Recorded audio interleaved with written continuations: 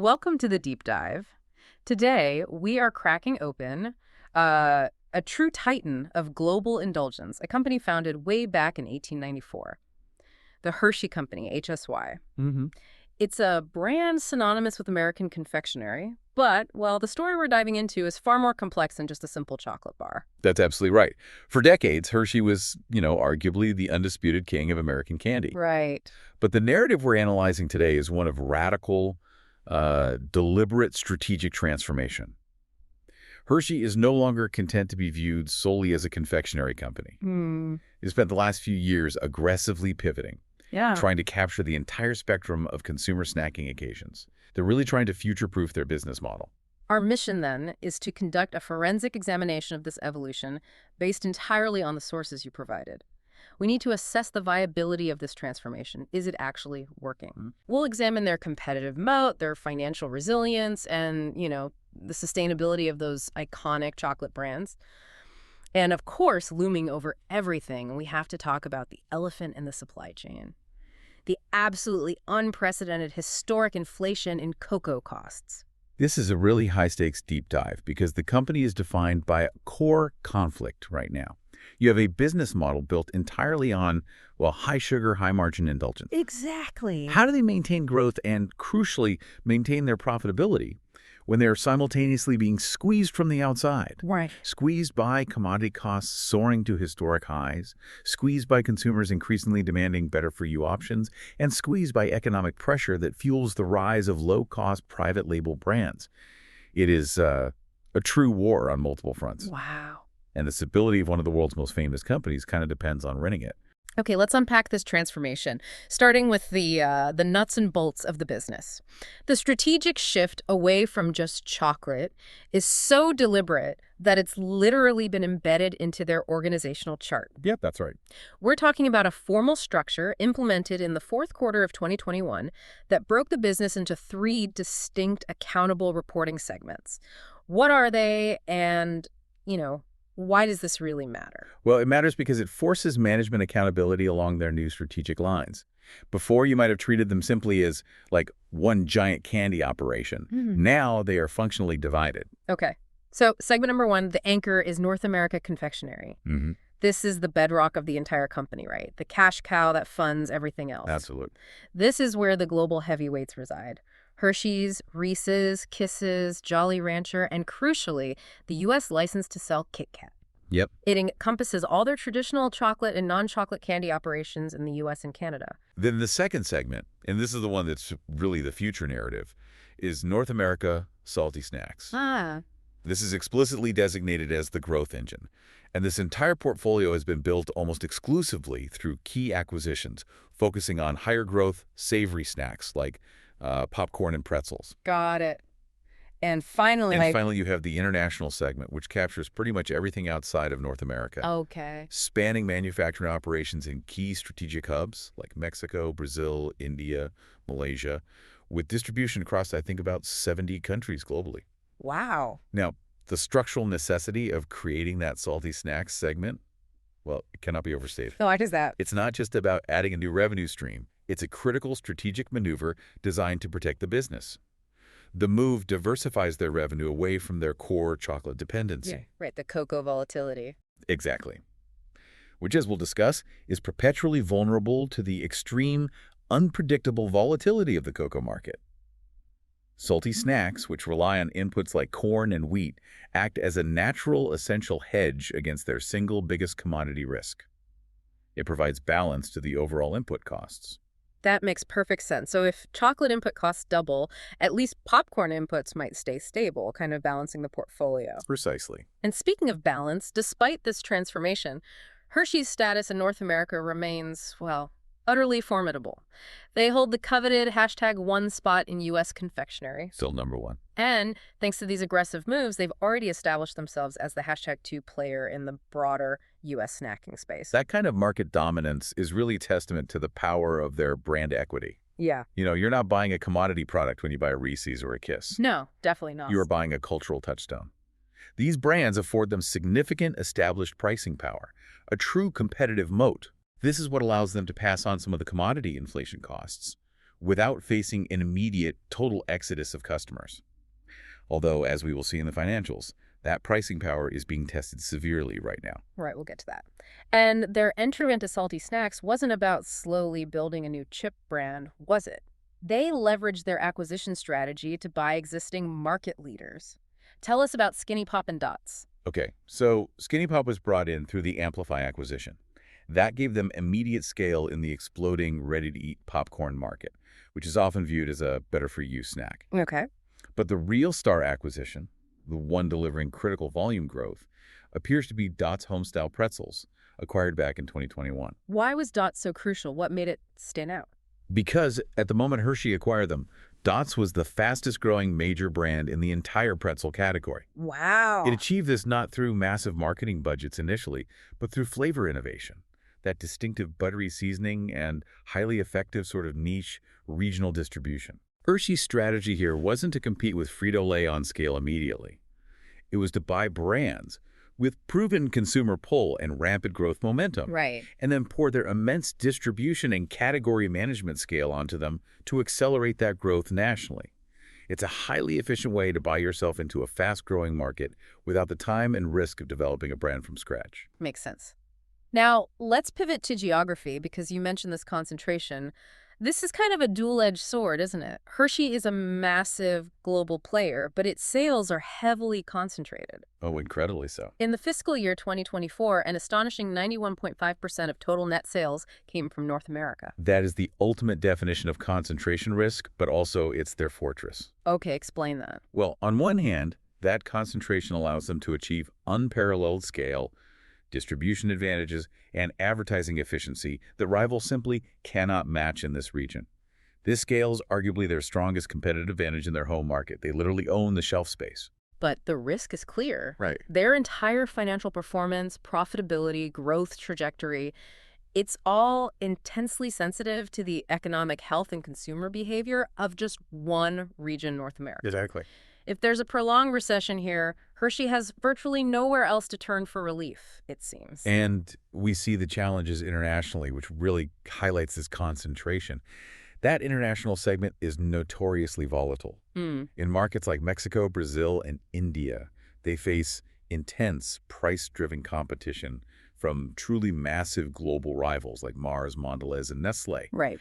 These guys often have more established distribution networks and decades of local manufacturing experience. We saw this reality reflected recently with their decision to divest their non-core Mexico drink business. Okay, so that sounds like retreating. Does this suggest the international segment will just remain a low-priority cash drain? Right. Or is this focused divestiture maybe a sign they finally know where they can actually compete globally? I think it's a sign of focus. Management recognized that the drink business in Mexico was non-core and, frankly, a financial headwind, pulling down overall segment performance. Okay. Divesting it allows them to streamline operations and focus resources on their core confectionery and snack lines, where they have a fighting chance against those massive global rivals. It's kind of an acknowledgement that they must focus on margin quality over pure geographic breadth, at least in the near term. But the secret weapon, the ultimate barrier to entry for any emerging rival, still remains their distribution network in North America. Absolutely. Their distribution efficiency is phenomenal. They move products through a combination of wholesale distributors and direct relationships with every major retailer you can possibly imagine. Right. And this network isn't just about moving boxes, it's about strategic partnership. Hershey leverages its Global Customer Insight Center to collaborate directly with these retailers on things like category management, promotion planning, optimal shelf placement. This access allows them to secure premium shelf space and promotional support, something an emerging brand finds nearly impossible to match. It makes it a powerful, decades-old structural barrier. Okay, so we've established their strong internal structure, but they are swimming in a very difficult environment. Let's pivot to the major industry dynamics and those structural headwinds. This strategic decision to shift into broader snacking seems entirely validated when you look at the growth numbers, isn't it? Oh, entirely validated. Confectionery is a mature market globally, valued at over $200 billion, but it's only projected to grow at a modest compound annual growth rate, or CAGR, of around 3.3% to 4.3%. That's stable, sure, but it's not exactly exciting. Compare that to the broader snack food market.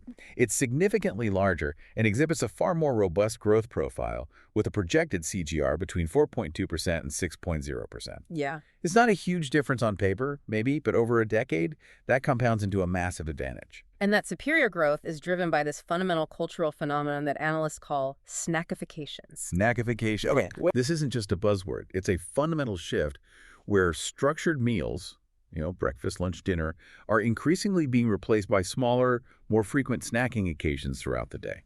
Busier lifestyles, a demand for immediate convenience, the blending of work and home life. All these things are driving this trend. It makes the entire snack food category a far more attractive space for long-term expansion than just traditional candy. They're basically fighting for share of stomach across all 24 hours of the day, not just that post-dinner indulgence moment. Now, here is the immediate major headwind that challenges their core legacy: the health and wellness shift. This is fundamentally at odds with a business built on sugar and chocolate. Absolutely. The demand list from consumers is getting longer, more sophisticated, and more specific every year. Consumers are demanding reduced sugar. They want natural or organic ingredients, meaning no artificial colors or flavors. And they're increasingly looking for functional benefits, like snacks fortified with protein or fiber. We're also seeing high demand for plant-based options, like oat milk chocolate substitutes, as dietary preferences shift. So how proactive have they been in response? It sounds like they have to play defense and offense simultaneously here. They've been quite proactive, actually. The 2021 acquisition of Lily Sweets gave them a recognized leadership position in the low-sugar confectionery space pretty much immediately. Okay, so buying their way in. Yeah, and beyond M&A, they are innovating in-house, launching things like Hershey Zero Sugar and developing plant-based versions of their core iconic brands. They are trying to future-proof their marquee assets by adapting the ingredients while, maintaining the brand recognition.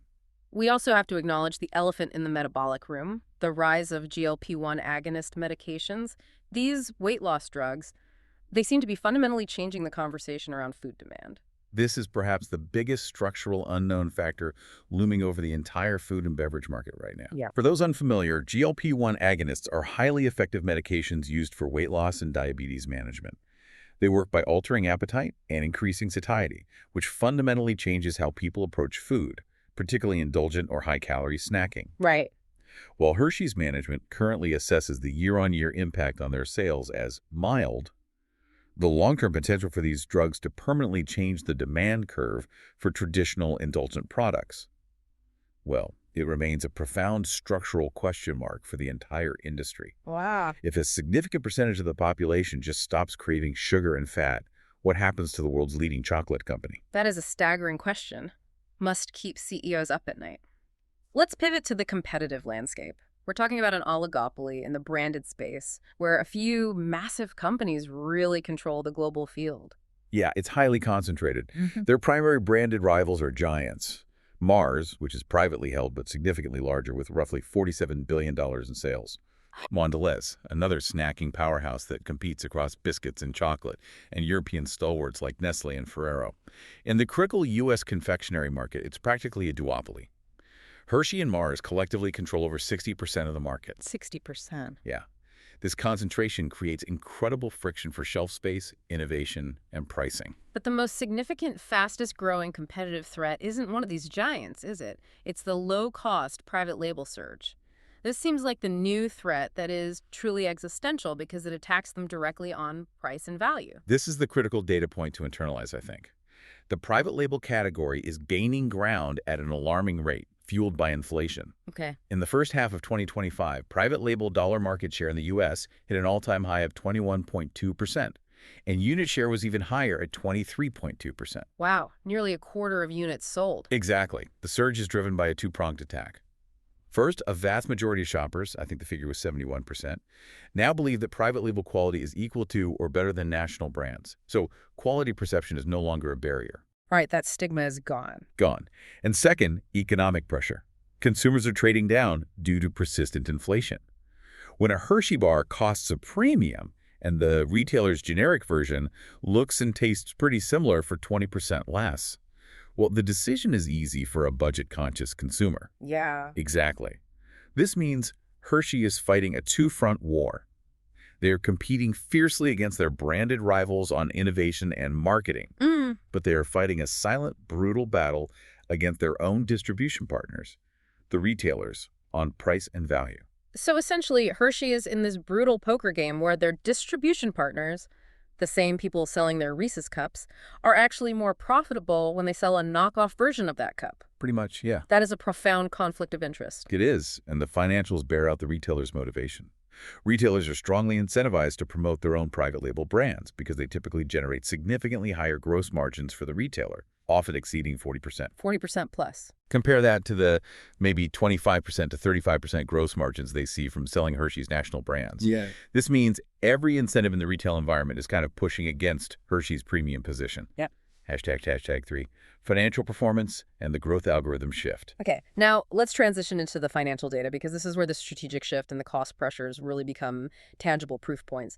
Historically, Hershey has been a remarkably consistent company, right? Delivering top-line growth with sales moving from about $7.15 billion in 2013 to $11.17 billion in 2023. That's a 4.6% compound annual growth rate. Yep. That is consistent, steady growth for a century-old CPG company. It is. It's a hallmark of operational stability. Mm. But the composition of that growth has changed dramatically in the past few years, and this is the most critical point for understanding their current fragility, I think. Okay. If we look specifically at 2023, the total organic sales growth was a robust 7.0%. However, Good. sounds good.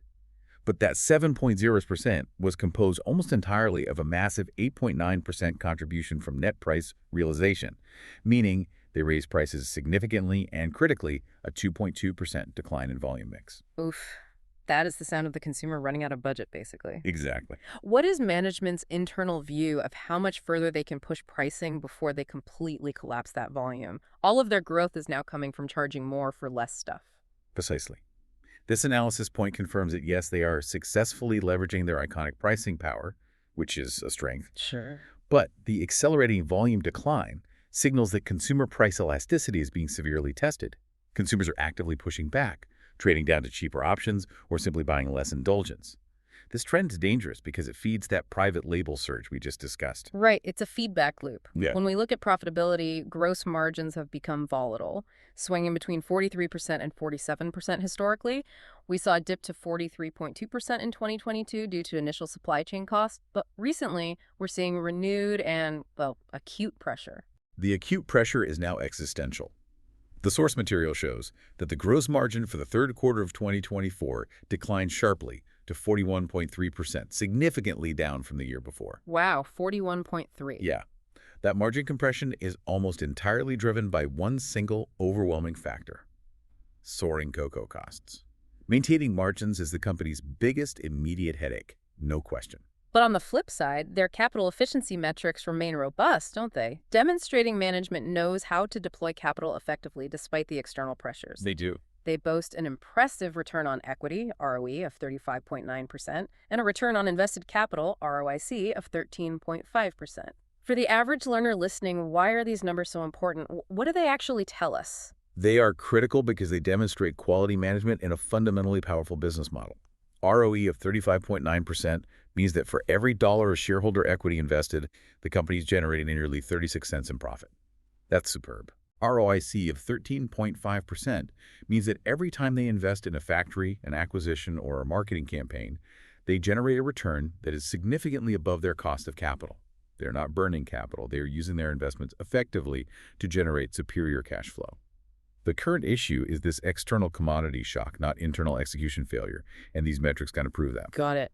So let's use the segment performance data to see where this growth algorithm shift is actually succeeding and where it's, well, struggling. Okay. North America confectionery is the undisputed financial bedrock. No surprise there.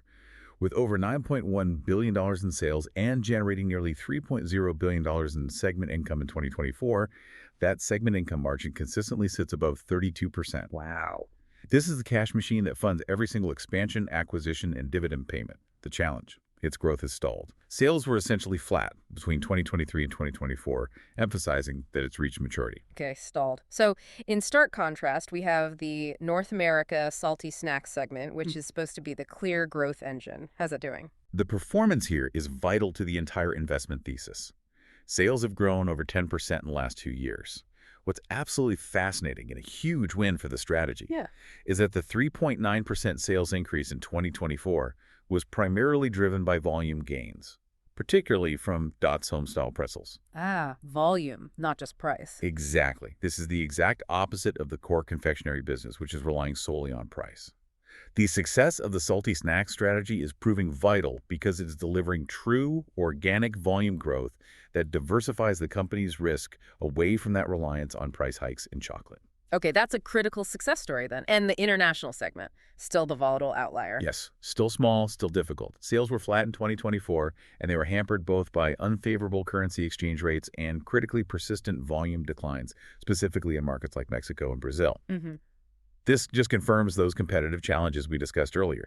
It is a difficult environment to gain traction against much larger, entrenched global rivals.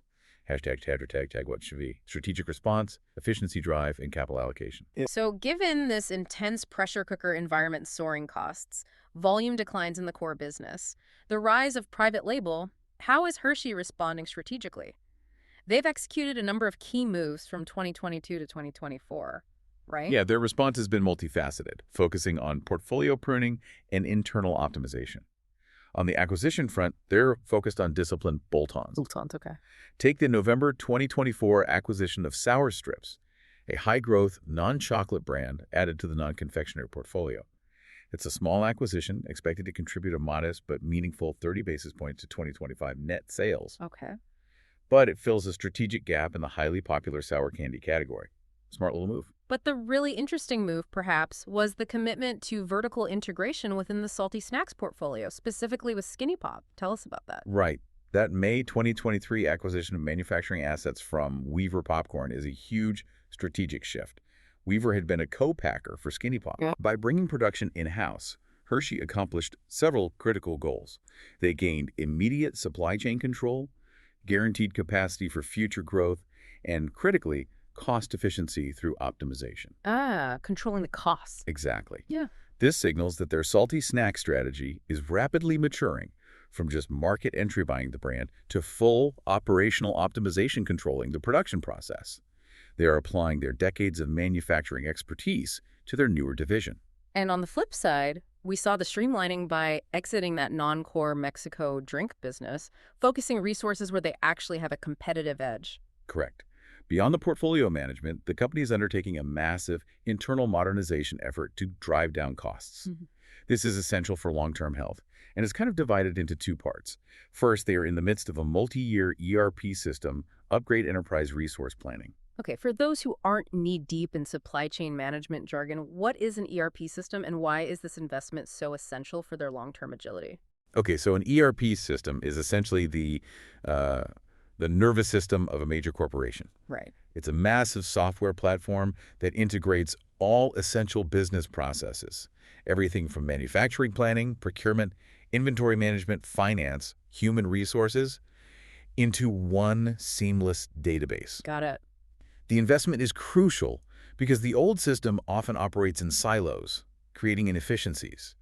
The upgrade is vital for long-term integration, but it's causing short-term operational disruptions like planned inventory shifts and potential temporary bottlenecks, which management has warned about. You have to break the engine to install a better one, basically. That's a good way to put it. And hand in hand with that digital upgrade is the efficiency mandate, the Advancing Agility and Automation Initiative. This sounds like the internal shield against the cocoa crisis, designed to generate a staggering $300 million in ongoing annual savings by 2026. That's exactly what it is. This seems core to their risk mitigation strategy, so we need to understand how they plan to achieve that huge number. This $300 million productivity pivot is Hershey's internal answer to the structural cost problem. It is the crucial financial buffer that will allow them to absorb a significant portion of the soaring commodity costs internally without having to pass all of those costs along to the consumer. Okay. This is their primary defense mechanism against the rise of private label. So how exactly are they generating this colossal sum? Where's it coming from? It's coming from multiple avenues. A significant portion will come from advanced factory automation, particularly in packaging and sorting, reducing labor input and waste. Okay, automation. Another major source is improved procurement efficiency, leveraging their scale across the new ERP system to demand better terms from suppliers across all inputs, not just cocoa. Makes sense. Furthermore, optimization of their distribution and logistics networks, reducing shipping times and storage costs, contributes heavily. In short, they are using technology and process redesign to make every single product unit cheaper to produce, thereby protecting their gross margin from commodity inflation. We should also note the leadership transition. Kirk Tanner, a veteran executive from PepsiCo, was appointed CEO in 2025. What does that signal? Well, that hiring is a major signal to the market. Yeah. Tanner comes from PepsiCo, a massive global leader in fast-moving, hyper-competitive, salty and sweet snacking. Right. They know snacks. They know snacks. His appointment clearly signals an intent to deepen Hershey's expertise in the broader, more aggressive snacking landscape, bringing in experience from a company that has successfully navigated similar structural shifts globally. The stated strategy is continuation with a renewed focus and energy, prioritizing strengthening those critical retailer relationships. Ah, the private label fight. Exactly, which, given the private label threat, is arguably the most important mandate the new CEO faces. Finally, we have to look at their commitment to shareholders and capital allocation. The dividend is a bedrock of the company, isn't it? They have paid dividends for 55 consecutive years and increased it for 16 consecutive years. That kind of track record is a powerful signal of stability and management confidence in their ability to generate consistent, superior long-term cash flow, even if there is short-term volatility. And here is where it gets really interesting. Despite forecasting significant earnings pressure for 2025 due to cocoa, management announced a massive 23% increase in dividend payments in 2024. Wait, hold on. How can a company forecasting pain raise its payout by 23%? That sounds counterintuitive. Does that suggest financial recklessness? Not reckless, I'd argue, but highly strategic. This action sends a powerful signal to the market. Management is essentially saying, we believe the current cost challenges from cocoa are cyclical, a short-term commodity spike, not structural, permanent damage to our business model. Okay. They're willing to let the payout ratio rise temporarily because they believe the $300 million productivity plan and the successful integration of salty snacks will restore margins and cover the increased dividend payout relatively quickly. It's a vote of supreme confidence in their long-term ability to weather the storm. And their elevated capital expenditure, CapEx, guided at $600 million to $650 million for 2024, supports that thesis, right? They're still spending. Absolutely. They are investing through the cycle, meaning they are funding critical, non-discretionary long-term projects like the ERP upgrade and manufacturing expansion, even while margins are under siege. A company worried about survival would slash CapEx. Hershey is increasing it, demonstrating a commitment to securing long-term capacity and efficiency. #VPay.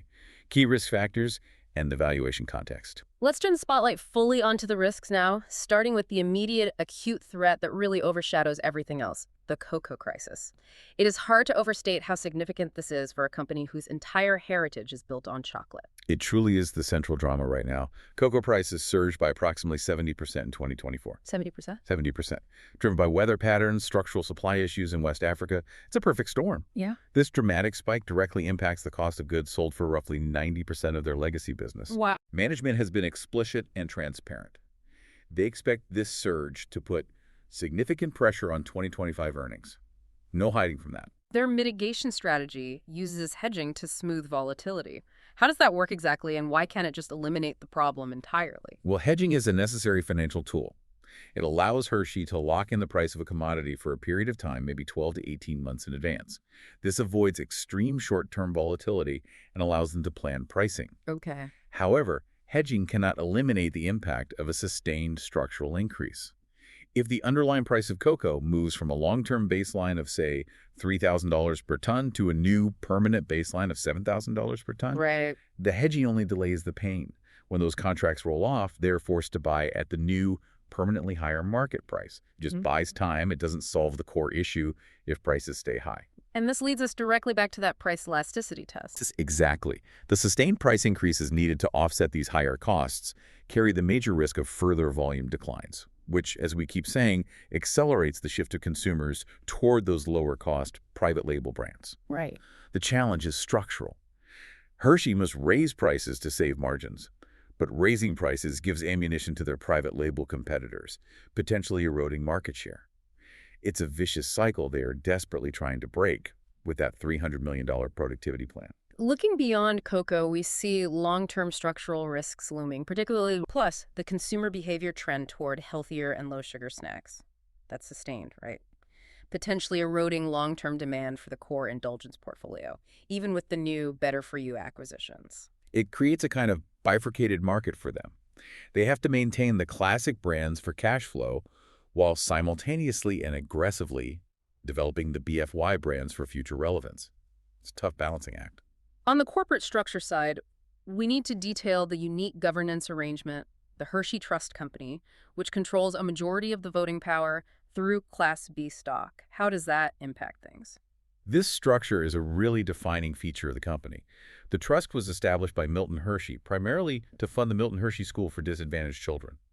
Because the trust controls the majority of the voting stock, it provides immense stability. Okay.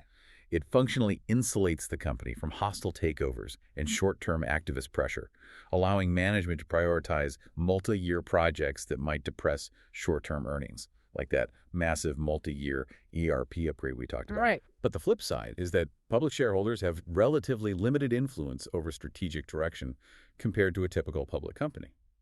Despite these risks, the strategic outlook does point to clear growth opportunities. Where do they look for relief and acceleration? What are the bright spots? Well, the main engine has to be salty snacks acceleration.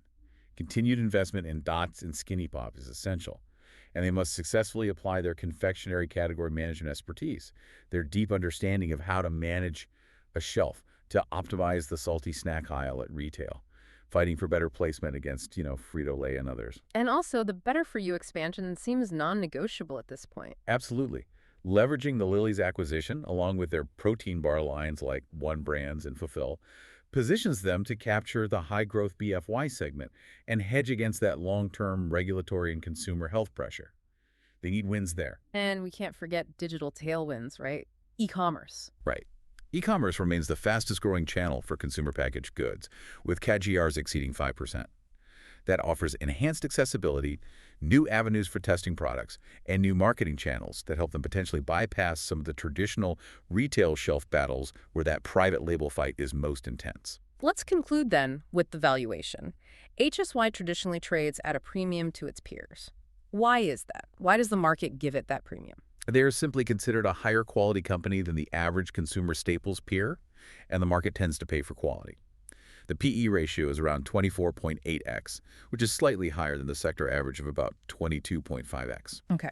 This premium is justified by several factors: their dominant market share, superior profitability reflected in that high return on capital, ROE of 35.9% we mentioned, and stable, predictable cash flow generation, all backed by decades of incredibly strong brand equity. So the current stock price is essentially balancing the immediate fear of the massive cocoa headwinds and potential margin compression with the company's powerful long-term operational strengths and the expectation that they will successfully execute those massive productivity initiatives and avoid permanent volume erosion. Is that a fair summary? Exactly. The valuation suggests the market is not pricing in a total collapse, but it is certainly not pricing in accelerated growth either. It's kind of a precarious holding pattern based on the complex assumption that management, under the new CEO, will execute the turnaround and the internal cost savings plan perfectly, while the external environment remains pretty brutal. Hashtag outro. So to synthesize everything we've learned today, Hershey is fighting a challenging war on two distinct fronts. First, against massive branded rivals like Mars for innovation and shelf space, and second, against the rising tide of private label for price and value. And the success of this entire effort truly hinges on two primary things: the flawless execution of that $300 million Advancing Agility and Automation Productivity Plan. That's their essential internal shield against inflation, and the continued volume acceleration of the North America's Salty Snacks division. That's their critical external growth path. The ultimate irony here is pretty profound, isn't it? The company's greatest strength, its iconic, cash-generating chocolate brands like Reese's and Kisses, is currently its greatest vulnerability due to its reliance on that single, massively volatile input: cocoa. Yeah. It's an existential threat coming from the very core of their historical success. That tension creates a tremendous strategic pressure point. And this leaves us with a final provocative thought for you, the learner, to consider. We noted that the company is protected from short-term activist pressure and hostile takeovers by the unique control structure of the Hershey Trust. Consider how this unique, long-term governance structure might both help and hurt the company during this period of crisis. Does the stability that the trust affords allow them to make necessary long-term, sometimes painful investments, like the multi-year ERP upgrade and that $300 million productivity plan? Investments that maybe a more exposed, public shareholder-focused company, constantly fearing activist intervention, could never fully commit to. Or, conversely, does that insulation risk a degree of complacency in the face of structural consumer-driven change, such as the BFY shift or the rise of GLP-1? Does it slow them down when agility is needed most? A fascinating question of stability versus agility for one of America's most iconic companies. Thank you for joining us for the deep dive.